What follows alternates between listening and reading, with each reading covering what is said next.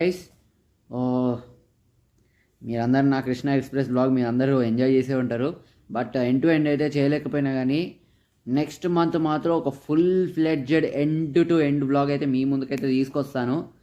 అది కూడా మామూలుగా అయితే చేయను. ఆ బ్లాగ్ మాత్రం అది ఎప్పుడు చేస్తానో ఎట్లా చేస్తానో అనేది దాని గురించి మనం తర్వాత మాట్లాడుకు.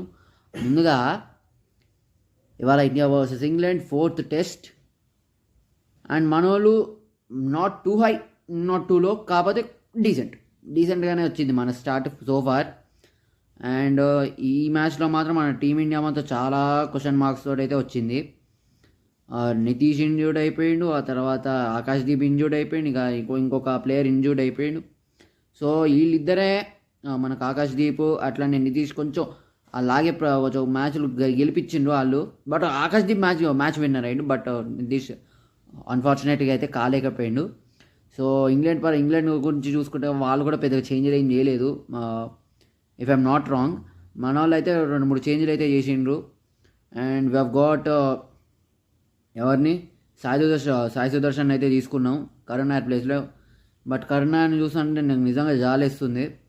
ఎందుకంటే బికాజ్ ఆ 2 ఏళ్ళు చాలా బాగా ఆడిన తర్వాత డియర్ క్రికెట్ ఒక ఛాన్స్ ఇవ్వు అని ఎప్పుడైతే తను ప్రేమించే క్రికెట్ ఆడిని ఎప్పుడైతే వేడుకున్నాడో ఆ ఛాన్స్ వచ్చినప్పుడు దాన్ని యూటిలైజ్ చేసుకోవాలి, కానీ దాన్ని ఇలా పారేసుకోకూడదు.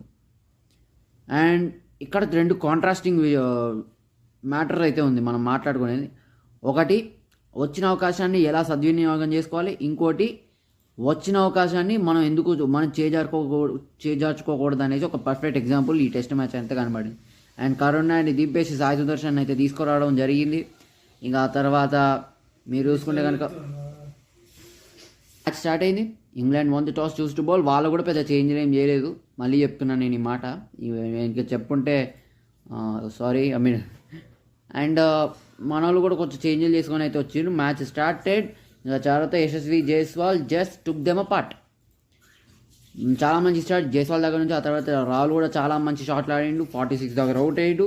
జైస్వాల్ కూడా 58 మంచి మళ్ళీ ఆ సేమ్ టెంపో కంటిన్యూ చేసుకుంటూ వెళ్ళిపోయాడు. సెకండ్ థర్డ్ టెస్ట్ గురించి పెద్ద రివ్యూ అయితే చెప్పలే నేను, కొన్ని అనివార్యమైన కారణాల వల్ల. బట్ ఈసారి మాత్రం క్రికెట్ కంటెంట్ చేయక చాలా రోజులు అయింది అనేసి ఎవరైతే నేను క్రికెట్ కంటెంట్ అయితే చేస్తానా.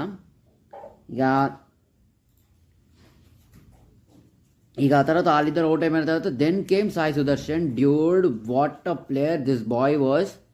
స్టిల్ 61 దగ్గర అవుట్ అయ్యిండు. బ్యాన్ స్టోక్స్, ఓహో వదిలే, మనం ఎప్పుడు మాట్లాడుకున్నా బ్యాన్ స్టోక్స్ అంటాం మన భాషలో. ఆ బెన్ స్టోక్స్ అవుట్